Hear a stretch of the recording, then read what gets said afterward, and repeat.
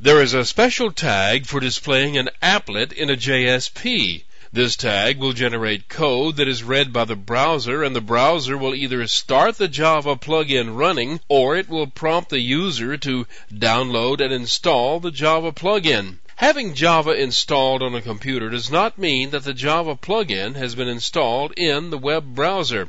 Here's the JSP page that does that.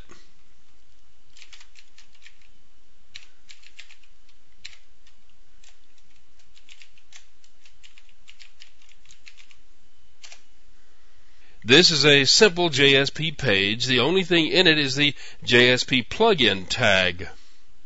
This is a general purpose plugin tag that can be used to start any of your plugin programs running.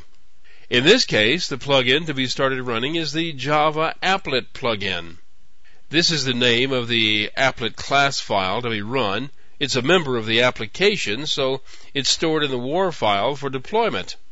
The height and width of the applet's window is specified in the tag. The applet has no control over the size of its window. That's entirely under the control of the tag and the web browser.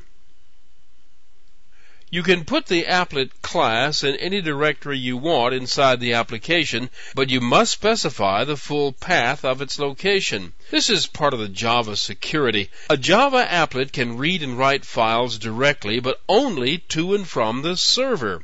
A further restriction is that the files must be in the directory of the code base, the directory holding the applet class, or the document base, the directory holding the HTML file that loads the applet. This restriction is a bit inconvenient for applet writing, but it prevents the possibility of an applet snooping or doing damage to a client computer. It works as long as there isn't a bug in the browser that opens up the restrictions.